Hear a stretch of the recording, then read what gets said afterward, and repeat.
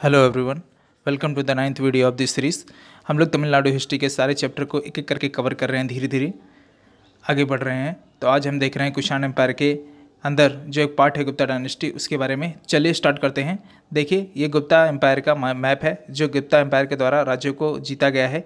जो orange colour में भारत के मैप में जो ऑरेंज कलर से शेडेड किए हुए हैं, वह ये बता रहे हैं कि यह जो रीजन है ये गुप्ता एम्पायर के द्वारा जीते हुए राज्य थे।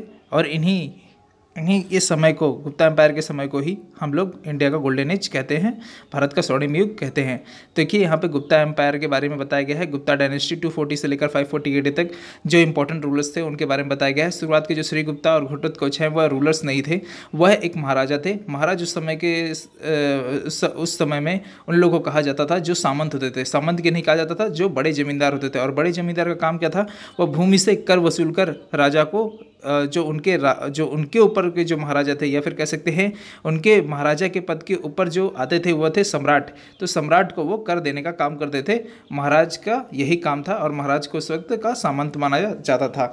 मतलब सामंत जो होते थे उनको उपाधि दी गई थी महाराजा की। तो इसमें जो महाराज थे वे श्रीगुप्ता और घटोत्कच थे, बाकी सब जो है वह एम्पायर बने। तो चलिए एक एक करके गुप्ता एम्पायर के बारे में पढ़ते हैं। देखिए क्या लिखा है पहला part. After the Kushans the next empire to rise in North India was that of the Guptas with the Pataliputra as capital.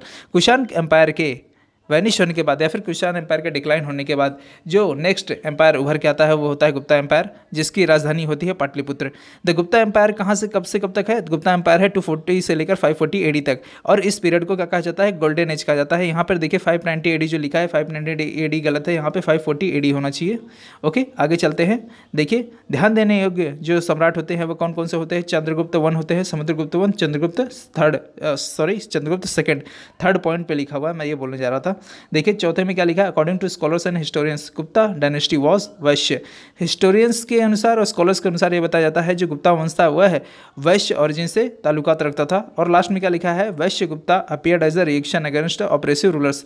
देखिए, उस वक्त के समय में जब गुप्ता रूलर्स का उदय हुआ, उस वक्त के समय में जो दमनकारी शासक थे वे जब कर को ज़्यादा वसूलने लगे, या फिर अपने दमन के जो दमन था वो ज़्यादा जब उनका बढ़ गया, तो उस वक्त में जो उस वक्त के ज़मींदार थे उन्होंने क्या किया? उनके खिलाफ में बगावत किया। और जब बगावत उन्होंने किया तो उन्हीं के बीच में एक डायनेस्टी उभर के आया जो था गुप्ता डायनेस्टी। चलिए उनके बारे में पढ़ते हैं। देखिए इसमें क्या लिखा है श्री गुप्ता के बारे में। श्री गुप्ता क्या है? श्री गुप्ता का जो काल है वो कब से कब तक है? 240 से लेकर 280 AD तक है। और यह क्या थे? यह जो थे ये सामंत थे कुषाण के समय में। कुषाण एम्पायर जब था उस वक्त के समय में ये सामंत थे। और क्या लिखा है इनके बारे में? He can be considered as the first person of the Gupta empire but not the founder of the empire. देखिए इसमें लिखा गया है कि ये एम्पायर ये जो गुप्ता डायनेस्टी है, गुप्ता डायनेस्टी के फाउंडर तो थे, लेकिन ये नहीं कह सकते कि ये सम्राट थे। ये क्या थे? एक सामंत थे, जमींदार थे। उस वक्त के गुप्ता एम्पायर यह नहीं बने थे। गुप्ता एम्पायर जो थे वो श्री गुप्ता के पोते थे, जिनका नाम था चंद्रगुप्त प्रथम। ये जो श्री गुप्ता हैं, ये श्री गुप्ता जो थे ये जमींदार थे अपने समय के, और ये फाउंडर थे गुप्ता डायनेस्टी के बस। और इनको क्या कहा जाता था? इनको महाराजा कहा जाता था। क्यों? क्योंकि ये सामंत थे, बड़े जमींदार। अगेन मैंने जो आपको बताया, ये कर वसूल कर जो सम्राट थे, जो इनसे बड़े जो इनके ऊपर जो आते थे उनको दे दिया जाता था। ठीक है। और उस वक्त के समय में जो सामंत होते थे उनको महाराजा कहा जाता था, महाराजा करके संबोधित किया जाता था। अब आते हैं घटोत्कच। घटोत्कच क्या होते हैं? ये श्री गुप्ता के बेटे होते हैं, जिनका शासनकाल कब से कब तक होता है? 280 से लेकर 319 AD तक। यह इनको जो राज्य मिला होता है यह इनके पिताजी के द्वारा इनको मिला हुआ राज्य होता है। जैसे कहा जाता है कि वंशानुगत, महाराजा का बेटा राजा, वैसे ही श्री गुप्ता जी का जो बेटा होता है वो भी क्या होता है? सामंत होता है, बड़ा जमींदार होता है। लेकिन अपने समय में यह क्या करता है? अगल बगल में जो भी सामंत होते हैं उनसे क्या करता है? ये लड़ाई करता है, उनके राज्य के ऊपर कब्जा कर लेता है। और उस वक्त में ये 2 कैपिटल बनाता है, जो होता है पाटलिपुत्र और उज्जैन। और इसकी जो साम्राज्य है फैली हुई होती हैं। देखिए यहाँ पे लिखा हुआ है उसके बारे में, रूल्ड ओवर अनुगंगा, मतलब मिडल गैगेंटिक जो बेसिन होती है, जो गैगेंटिक गंगा नदी की जो बेसिन्स होती हैं मिडल में, वहाँ से लेकर यह प्रयाग, साकेत और मगध, इन सब जगहों पर इसका राज्य हो गया था। और यह बताया जाता है श्री गुप्ता एंड घटोत्कच ये दोनों के दोनों क्या थे, उस वक्त में महाराज थे, मतलब सामंत थे, बड़े जमींदार थे। यह किस में लिखा हुआ है, यह प्रयागराज के इंस्क्रिप्शन पे लिखा है, या फिर प्रयागराज में जो पिलर है, प्रयागराज में जो पिलर है उसके उसमें ये उत्कीर्ण किया हुआ है। प्रयागराज में जो पिलर है वो किसके द्वारा खड़ा किया गया था, एरेक्ट किया गया था? वह एरेक्ट किया गया था अशोक के द्वारा, लेकिन वह प्रयागराज में नहीं, कौशाम्बी में किया गया था। यह जो श्री गुप्ता के जो पोते होते हैं उनका बेटा उसे कौशाम्बी से लेके आता है प्रयागराज में, और उस पर यह सब चीज़ों का उत्कीर्ण किया हुआ है। चलिए आगे चलते हैं। उत्कीर्ण का मतलब होता है कि किसी पत्थर के ऊपर या फिर पिलर के ऊपर रेखा अंकित करके लिख देना, ठीक है। तो यहाँ पे देखिए गुप्ता एज के बारे में बताया है, और वह 3 कलर में है। देखिए 2 भारत के मैप हैं, इन सब में 3-3 कलर में बताया गया है, अलग अलग में उन लोग के शासक, जो गुप्ता डायनेस्टी के इम्पोर्टेंट शासक थे, वो लोगों ने कहाँ कहाँ तक भारत के साम्राज्य में गुप्ता डायनेस्टी का विस्तार किया। देखिए जो सबसे पहले एम्पायर आते हैं वो होते हैं चंद्रगुप्त वन, जो डार्क ग्रीन कलर में इसमें दिखाया है और इसमें डार्क ब्लू में दिखाया है, जो ये बतला रहे हैं कि चंद्रगुप्त का एम्पायर यहाँ तक फैला हुआ था। इसके बाद आते हैं सबसे मेन इंपॉर्टेंट एम्पायर जो है समुद्रगुप्त। इसमें देखिए ऑरेंज कलर में उनका एम्पायर दिखाया है, और इसमें जो उन्होंने एम्पायर ऐड किया, और इसमें देखिए ये इस वाले में जो इंडिगो कलर में है वो इंडिगो कलर में उनके एम्पायर को दिखा रहा है, जो एम्पायर ऐड किया उन्होंने अपने पिताजी के एम्पायर के साथ में। और इसमें देखिए जो चंद्रगुप्त हैं, चंद्रगुप्त द्वितीय, वह समुद्रगुप्त के द्वितीय सन होते हैं, सेकंड सन। वह इसमें ग्रीन जो लाइट ग्रीन कलर है उससे, और इसमें जो है इसमें ब्लूइश नेवी ब्लू कलर में यहाँ पे दिखा रहे हैं कि जो उन्होंने कौन से राज्य को ऐड किया। और इस तरह से पूरा ये साम्राज्य गुप्ता साम्राज्य होता है, ये भी गुप्ता साम्राज्य। और उस समय को क्या कहा जाता है, स्वर्णिम युग कहा जाता है। उस समय के युग को स्वर्णिम युग कहा जाता है। चलिए आगे चलते हैं और समझते हैं इनको। देखिए यहाँ पे चंद्रगुप्त फर्स्ट के बारे में बताया है। चंद्रगुप्त फर्स्ट का जो शासनकाल रहा है वो कब से कब तक है, 319 AD से लेकर 335 AD तक। और इन्होंने एक गुप्ता संवत या फिर एक कैलेंडर उस वक्त प्रदर्शित किया था जब उन्होंने राजगद्दी पर आरूढ़ हुए थे, या फिर राजगद्दी पे जब वे बैठे थे, तब 319 AD से लेकर 320 AD तक। और इनके पिताजी का नाम था घटोत्कच, और इनको टाइटल कौन सा दिया गया था, महाराजाधिराज। मतलब इनके जो पिताजी थे, वह पिताजी और दादाजी वह क्या थे, वह एक सामंत थे, एक बड़े जमींदार थे। वह कर को लेकर अपने ऊपर के पद को दे देते थे, जो होते थे महाराजाधिराज। तो ये क्या किए, अपने पिताजी के जो इनके पिताजी थे वह थे महाराज, मतलब जमींदार थे, तो उसके ऊपर का जो पद था वह था महाराजाधिराज का, जिसके ऊपर आरूढ़ कौन होते हैं, चंद्रगुप्त वन। कैसे, इनके जो पिताजी होते हैं वह क्या करते हैं, अगल बगल के जितने भी जमींदारों के राज होते हैं उनको कवर कर लेते हैं, जिसके बाद इनका जो बेटा होता है वह और भी जगह को जीतकर एक अपने आप में ही सम्राट बन जाता है। मतलब महाराज के ऊपर जो पद आता है सम्राट का, वह बन जाते हैं घटोत्कच के बेटे चंद्रगुप्त वन। यह जो है ये पहले शासक होते हैं गुप्ता डायनेस्टी के, एम्पायर सम्राट होते हैं। चंद्रगुप्त वन मैरिड, यह चंद्रगुप्त वन जो होते हैं वह लिच्छवी के प्रिंसेस कुमारी देवी से शादी करते हैं, जिनका राज्य कहाँ होता है, वैशाली बिहार में, जो इनके शादी के समय में इनको डॉरी में दहेज में दे दिया जाता है। और इन्होंने अपने समय में गोल्ड कॉइन को इश्यू करवाया था जिसका नाम था दिनार, और उसमें जो फोटो छपा था वह चंद्रगुप्त प्रथम, और साथ ही साथ इनकी जो प्रिंसेस थी, इनके जो वाइफ थी कुमारी देवी, इन दोनों का फोटो लगा होता था। इस साइड में चंद्रगुप्त प्रथम का फोटो और इस साइड में इनकी वाइफ कुमारा देवी का फोटो लगा होता था। ओके, और यहाँ पे क्या बताया गया है, देखिए वही बात है। शादी के बाद चंद्रगुप्त ने क्या हो गए, चंद्रगुप्त जो है उनकी जो वाइफ थी जिधर से उनकी शादी हुई थी, वह साम्राज्य किसके अधीन हो गया, वह चंद्रगुप्त प्रथम के अधीन हो गया। चलिए आगे चलते हैं समुद्रगुप्त के बारे में। समुद्रगुप्त जो है वह किसके बेटे थे, समुद्रगुप्त चंद्रगुप्त प्रथम तथा कुमारा देवी के बेटे थे।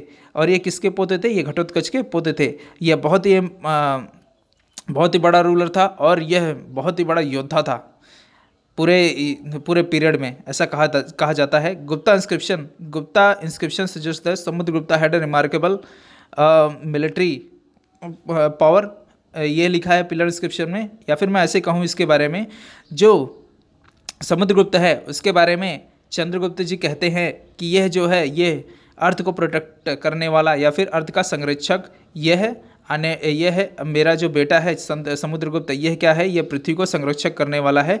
और इसको अपॉइंट किया था इस नाम से किसने, चंद्रगुप्त प्रथम ने अपने दरबार में। और क्या, ईरान में, देखिए ईरान में एक शिलालेख है। ईरान कहाँ पे आता है, वह मध्य प्रदेश के सागर डिस्ट्रिक्ट में आता है। वहाँ पर एक ईरान शिलालेख है, ईरान नाम की जगह है जिसमें एक शिलालेख है, और उस पर कुछ चीज़ उत्कीर्ण की हुई, कुछ चीज़ लिखी हुई हैं, और वह बतलाती हैं कि जो समुद्रगुप्त था वह क्या था, वह दानवीर था, चक्रवर्ती नहीं था, वह दानवीर था। इसमें गलत लिखा है, समुद्रगुप्त अपने समय में क्या था, दानवीर था, यह उसमें बतलाया गया है। ये कहाँ पे लिखा हुआ है, यह लिखा हुआ है मध्य प्रदेश में एक जगह है ईरान, और ये सागर डिस्ट्रिक्ट में पड़ता है। उसमें एक शिलालेख है जिस पे लिखा हुआ है कि समुद्रगुप्त जो थे वे बहुत ही बड़े दानवीर थे। आगे चलते हैं, समुद्रगुप्त के बारे में और जानते हैं। देखिए समुद्रगुप्त के बारे में लिखा है कि उनके बारे में जो डिटेल है, उनके मिलिट्री कॉन्क्वेस्ट या फिर उनके विजेता से, उनके जो लड़ाई हुई है उन लड़ाई में विजय प्राप्त करने वाली चीज़ों से मालूम पड़ती है। समुद्रगुप्त जो थे उन्होंने अपने समय में 100 से भी ज़्यादा लड़ाइयाँ लड़ी थी, और उनके शरीर पे जितने भी घाव लगे हैं वह घाव ये बताते हैं उनके बारे में कि वह एक शौर्यवान आदमी, एक पराक्रमी आदमी था, जिसके कारण उसका एक नाम पड़ गया था। उसको लोगों ने एक टाइटल दे दिया था, नाम पराक्रम। और उसके बारे में मथुरा में एक शिलालेख मिला है जिसके बारे में लिखा है कि वह हर किंग्स को तबाह कर देने वाला या फिर सभी राजाओं का राजा था, सबसे बड़ा राजा था। और उसके बारे में हमें प्रयागराज के पिलर में, वही पिलर जो कौशाम्बी में था जिसको लेकर समुद्रगुप्त प्रयागराज लेके आए थे, उसमें लिखा गया था कि उसका जो सपना था वह यह था कि यह पूरे अर्थ के ऊपर वह राज करे, वह चक्रवर्ती बने। और क्या लिखा है इसके बारे में, समुद्रगुप्त जो था उसने उत्तर भारत, पंजाब और दक्षिण पर अपना राज्य बनाया था, राज्य हासिल किया था। देखिए समुद्रगुप्त के बारे में भारत के मैप में आप देखें तो समझेंगे सबसे ज़्यादा राज्य किसने कवर किया था, सबसे ज़्यादा राज्य कवर किया था समुद्रगुप्त ने। देखिए यहाँ पर इंडिगो कलर में दिखाई दे रहा है ना, ये देखिए इंडिगो कलर में इसमें, और इसमें ऑरेंज कलर में देखिए दिखा रहा है। सबसे ज़्यादा राज्य किसने कवर किया था, समुद्रगुप्त ने। देखिए यहाँ पर जो है पंजाब है, ये पूरा नॉर्थ इंडिया, और ये क्या है, दक्षिणापथ। तो ये सब पूरा राज्य किसने कवर किया था, ये सब राज्य कवर किया था समुद्रगुप्त ने, जो बहुत ही इंपॉर्टेंट रूलर था गुप्ता डायनेस्टी का। चलिए आगे चलते हैं और इसके बारे में जानते हैं। देखिए समुद्रगुप्त ने और क्या किया था, समुद्रगुप्त जो है वह मूर्ति पूजक था, विष्णु मूर्ति का पूजक था, और साथ ही साथ ये बताया जाता है कि वह बुद्धिज़्म के प्रति भी सम्मान रखता था। उसके समय का एक राजा था जो बोध गया से रिलेटेड था, उसने एक मठ बनाने की गुजारिश की, बुद्धिस्ट मठ बनाने की गुजारिश की, तो उसने उसके लिए आज्ञा दे दी थी, जिसके कारण ये पता चलता है कि वह सभी धर्म के प्रति सद्भावना रखता था। और साथ ही साथ मथुरा के स्टोन पे यह भी लिखा गया है कि वह जो है वह बहुत ही बड़ा दानवीर था। वह दानवीर था, वह लाखों की संख्या में गायों को, और साथ ही जो सिक्के होते थे, धातु होते थे, गोल्ड सिल्वर, ये सब को दे देता था। और साथ ही साथ जो समुद्रगुप्त है, समुद्रगुप्त की जो चीफ क्वीन थी वह कौन थी, वह दत्ता देवी थी।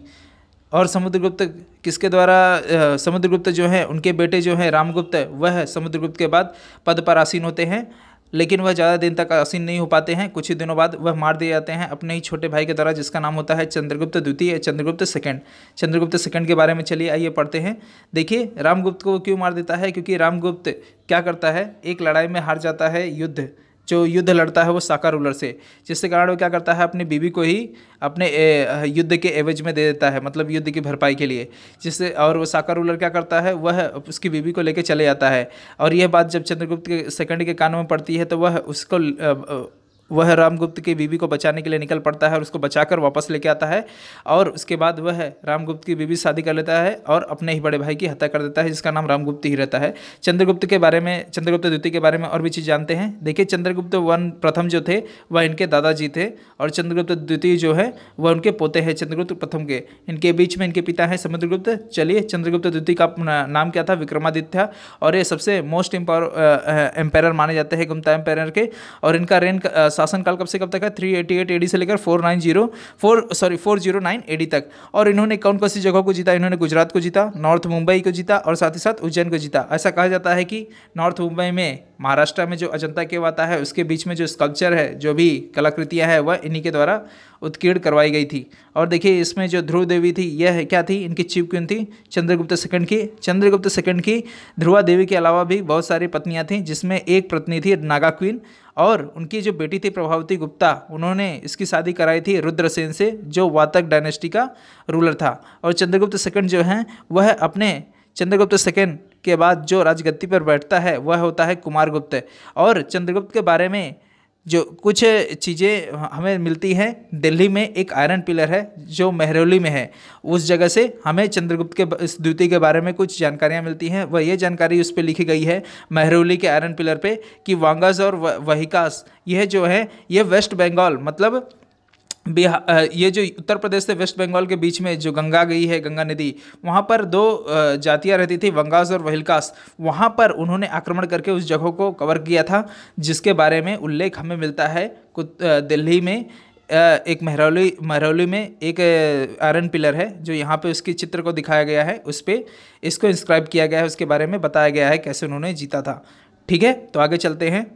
देखिए आगे हम देखते हैं किसको, हम लोग देखते हैं चंद्रगुप्त द्वितीय के बारे में और भी बातें। चंद्रगुप्त द्वितीय जो हैं इनको एक टाइटल दिया गया था, नाम दिया गया था, वह था विक्रमादित्य। और यह इसलिए दिया था क्योंकि इन्होंने साका रूलर्स को हराया था वेस्टर्न इंडिया में और उज्जैन को कवर किया था इसलिए। और इन्होंने अपने समय में सिल्वर कॉइन को चलाया था साकास को हराने के बाद। और इनके समय में फाहियान करके चाइनीज ट्रेवलर आया था और उन्होंने चंद्रगुप्त द्वितीय के समय के पूरे भारत में जो विजय अभियान था उसको देखा था और बहुत ही खुश हुआ था और उसके बारे में उसने व्याख्यान भी किए थे। और चंद्रगुप्त द्वितीय के समय में एक बहुत ही बड़े गणितज्ञ होते हैं आर्यभट्ट, जो आर्यभट्ट है वो यह बतलाते हैं, इन्होंने पहली बार कॉन्सेप्ट जीरो के कॉन्सेप्ट के ऊपर सिद्धांत आर्यभट्ट ने ही दिया था। और साथ ही साथ इन्होंने भी बताया था कि पृथ्वी अपने एक्सिस पे घूमती है और साथ ही साथ यह सूर्य के चारों ओर चक्कर भी लगाती है। और इन्होंने सूर्य ग्रहण और चंद्र ग्रहण के बारे में भी बतलाया था। Aryabhata is very important in the reign of Chandragupta second. चलिए आगे चलते हैं, हम लोग और भी देखते हैं। चंद्रगुप्त सेकंड के समय में नवरत्न हुआ करते थे, जिनके बारे में मैं आपको बता दूं। देखिए पहले जो थे वो थे कालिदास ने बहुत सारे बुक लिखी हैं जिसमें यहाँ पे उनके नाम दिए गए हैं और ये बहुत इंपॉर्टेंट है। नाम है अभिज्ञान शकुंतलम, रघुवंशम, कुमार संभवम, मेघदूतम, विक्रमोर्वशीयम, मालविकाग्निमित्र, ऋतुसंहारम। और उसके बाद देखिए अमर सिंह जो हैं, अमर सिंह यह जो है ये सेकंड नवरत्नों में से एक थे जो हैं जिन्होंने एक किताब लिखी थी अमर सिंह कोसा। उसके बाद थर्ड जो जेम्स हैं वह हैं धन्वंतरी, जिन्होंने 2 बुक लिखी थी नवनीतकम और सौराष्ट्र संहिता, जो मेडिसिन के बारे में बतलाती है। और उसके बाद चौथे जेम्स जो हैं उनका नाम होता है घतकरपरा, जिन्होंने पंचसिद्धांत, वृहद संहिता और वृहद जातक और लघु जातक किताबें लिखी थी। उसके बाद आते हैं कौन, उसके बाद आते हैं शपंका, उसके बाद आता है शंकु और वराहमिहिर और वारुचि, जिन्होंने वर्तिका नाम की बुक लिखी थी। और उसके बाद आते हैं वेतेला भट्टा। यह 9 पूरे इंपॉर्टेंट है, इनके जानकारी आप रखिए और इनके नाम को याद रखिए। आगे चलते हैं, देखिए अब आते हैं इनके बाद चंद्रगुप्त सेकंड के बाद उनके बेटे जिनका नाम है कुमारगुप्त वन। ये भी एक एम्पेरर होते हैं और यह अपने समय के अंतकाल में, अपने शासनकाल के अंत में यह जो है इनके ऊपर आक्रमण होता है हंस लोगों का नॉर्थ वेस्ट साइड से। और इनको जो है ओवररूल करते हैं स्कंदगुप्त, जो इनके बेटे होते हैं। यह जो है कार्तिकेय के पुजारी होते हैं और इन्होंने नालंदा यूनिवर्सिटी को फाउंड किया था। ये फाउंडर है नालंदा यूनिवर्सिटी के, जो एक समय का बहुत ही ग्रेट सेंटर था लर्निंग का। और इन्होंने अपने समय में गोल्ड कॉइन्स चलाए थे, दिनार। याद रखिए इन्होंने जो दिनार चलाया था उसमें इनका फ़ोटो छपा हुआ था। ठीक है, आगे चलते हैं। देखिए यहाँ पे आपको जो इमेज दिखाई दे रहा है ये नालंदा यूनिवर्सिटी का है, जो एक समय पे लर्निंग का सेंटर हुआ करता था। चलिए आगे चलते हैं इसके। देखिए यहाँ पे स्कंदगुप्त है। स्कंदगुप्त जो है वह लास्ट ग्रेट रूलर है गुप्ता डायनेस्टी के। और इन्होंने अपने 12 साल के शासनकाल में 455 से लेकर 467 एडी तक, इसके बीच में जो इनका शासनकाल था, इन्होंने ना ही केवल अपने भारत के संस्कृत को संभाले रखा, साथ ही साथ इन्होंने अपने समय में जो बाहर से आक्रमण हो रहे थे हंस के द्वारा या पुष्यमित्र के द्वारा, इनको भी इन्होंने काउंकर किया या इनको भी ओवरऑल किया। और ये सब भितारी पिलर इंस्क्रिप्शन पे लिखा हुआ है, जो बताता है कि बाहर से होने वाले आक्रमण और भारत की जो संस्कृति है इनको कैसे स्कंदगुप्त ने संभाले रखा था। और साथ ही साथ ये भी बताता है कि इन्होंने जब राजगद्दी पर ये आरूढ़ हुए, जब ये राजगद्दी को संभाले, तो उस वक्त ये शुरुआती ही समय में पुष्यमित्र का आक्रमण हुआ, ये सोच के कि अब यह इतना इंपॉर्टेंट रूलर इसमें रह नहीं गए हैं, इसको राज्य को हम लोग कवर कर लेंगे। लेकिन ऐसा नहीं हुआ। स्कंदगुप्त यह भी बहुत ही महत्वपूर्ण रूलर था और यह बचपन से ही लड़ते आ गया था। अपने पिताजी के समय में भी ये बहुत सारे राज्यों को इसने बचाया था और साथ ही साथ उसने इन सब चीज़ों को जीत कर ये सब लोग के सामने सिद्ध किया कि यह राज करने लायक है, जिसके कारण इसको एक टाइटल दिया गया जो नाम है विक्रमादित्य। और साथ ही साथ जूनागढ़ रॉक जो आता है बिहार के जूनागढ़ रॉक जो है यह बिहार के मखदुमपुर क्षेत्र में है, जो अशोक के द्वारा जो पहाड़ियाँ काट कर बनाई गई थी केव्स, याद होगा आपको, जो पिछले लेक्चर में मैंने बताया है। जूनागढ़ रॉक में मखदुमपुर क्षेत्र में 2 पहाड़ियाँ हैं, बराबर पहाड़ियाँ है, पहला नाम है बराबर पहाड़ी और दूसरा है नागार्जुन पहाड़ी। इन दोनों पहाड़ियों में टोटल मिला के 7 केव्स हैं, जिसमें स्कंदगुप्त के बारे में भी उल्लेख मिलता है। स्कंदगुप्त के गवर्नर जो प्राणदत्ता थे उन्होंने उल्लेख करके इसमें लिखा है। ठीक है, आगे चलते हैं। देखिए स्कंदगुप्त के बाद जो लास्ट एम्पायर आते हैं उनका नाम होता है कुमारगुप्त थर्ड, जो यहाँ पे हैं। ठीक है, कुमारगुप्त थर्ड जो हैं वह राज करते हैं 467 से लेकर 540 एडी तक। और इनके शासनकाल में जो सबसे इम्पोर्टेंट आते हैं वो आते हैं वात्स्यायन, जिन्होंने कामसूत्र नामक बुक लिखी थी गुप्ता एम्पायर में 6th सेंचुरी के समय में। ठीक है, देखिए आपको मैं एक और इम्पॉर्टेंट की फैक्ट्स बता दूं इसके बारे में, लेकिन उससे पहले ये देखिए, ये जो आपको दिखाई दे रहा है ये जो पिलर है ये भितारी पिलर इंस्क्रिप्शन है, जिसके बारे में बताया गया है कि हंस और पुष्यमित्र के द्वारा जितनी भी लड़ाइयाँ स्कंदगुप्त ने लड़ी है उसके बारे में यहाँ पे उल्लेख किया हुआ है। ठीक है, तो आगे चलते हैं, लास्ट की फैक्ट के बारे में जानते हैं। महत्वपूर्ण तथ्य गुप्ता एम्पायर के दौरान जो तमिलनाडु हिस्ट्री में जो बचे हुए हैं। देखिए गुप्ता एम्पायर जो है वो डिक्लाइन हो गया कैसे, पुष्यमित्र और हंस के द्वारा बार बार आक्रमण करने के कारण, जिसके कारण जो उनके ट्रेड से लेन देन थे वह क्या हो गए, बीच में कट हो गए, जिसके कारण धीरे धीरे क्या हो गए, ये गरीब होते गए। गरीब होने के कारण क्या हो गया, इनका पावर क्या है, डिक्लाइन होने लगा और साथ में ये हारना शुरू कर दिया। और साथ ही साथ गुप्ता एम्पायर धीरे धीरे खत्म हो गया। गुप्ता पीरियड के समय में रामायण महाभारत और 18 पुराण और साथ में पंचतंत्र, देखिए यहाँ पे थोड़ा गलत हो गया है, ये पुराण होगा, सिर्फ पुराण होगा, 18 पुराण और साथ में पंचतंत्र, इन सबको कंपाइल किया गया था। कंपाइल का मतलब क्या होता है, बहुत सारे चीज़ों को या फिर कह सकता हूँ बहुत सारे लोगों से इंफॉर्मेशन को कलेक्ट करके जो बुक बनाई हो उसे कहते हैं कंपाइल करना। ठीक है, अब देखिए यहाँ पे क्या लिखा था, Prayagraj inscription describes that he conquered 9 north Indian kings, 11 republicans and 12 south kings. ये बता रहा है समुद्रगुप्त के बारे में कि प्रयागराज का जो पिलर है जो किधर था, पहले कौशाम्बी में था, जिसको समुद्रगुप्त ने लेके आया था प्रयागराज में। और यह पिलर किसके द्वारा बनाया गया था, अशोक के द्वारा, याद रखिएगा, कौशाम्बी में बनाया गया था और समुद्रगुप्त से प्रयागराज में लाया था। और इसके ऊपर इंस्क्राइब भी करवाया था। इंस्क्राइब जो कराने का काम किया था वो उनके मिनिस्टर ने कराया था, जिनका नाम था हरिसेन। देखिए यहाँ पे लिखा है, उसमें यह बतलाया गया है कि समुद्रगुप्त ने अपने समय में नॉर्थ इंडिया के 9 राजाओं को और 11 गढ़ राज्यों के राजाओं को और साथ ही साथ 12 राजा ऐसे जो दक्षिण राज्य से मतलब ताल्लुकात रखते थे, इतने सारे राजाओं को उन्होंने अपने समय में हराया, जिसके बारे में उल्लेख किया गया है किन किन राजाओं को हराया, उन राजाओं के नाम उसमें लिखे गए हैं। और गुप्ता डायनेस्टी के समय में मेन लैंग्वेज था संस्कृत। और यहाँ पे लिखा है Ajanta cave painting and sculpture belong to the Gupta age. जो अजंता केव जो महाराष्ट्र में आता है उसमें जो पेंटिंग और स्कल्पचर है वो कब से किस एज से संबंधित रखते हैं, वो गुप्ता एज से संबंध रखते हैं। और देखिए फेमस फिजिशियन सरगर सुसुरदूर और धन्वंतरी, ये सब किस एज में बिलोंग करते हैं, गुप्ता एज में बिलोंग करते हैं। तो ये रहा आपके सामने गुप्ता डायनेस्टी के बारे में की फैक्ट और गुप्ता डायनेस्टी के बारे में सारी चीज़ों के महत्वपूर्ण अध्ययन। तो आगे हम मिलेंगे इसके आगे के लेक्चर में जो हर्ष डायनेस्टी के बारे में बताएगा। तब तक के लिए खुश रहें, गुड बाय। और अगर आपके लिए लेक्चर थोड़ा सा भी हेल्पफुल रहे तो प्लीज़ इसे लाइक शेयर एंड सब्सक्राइब करें। Thank you.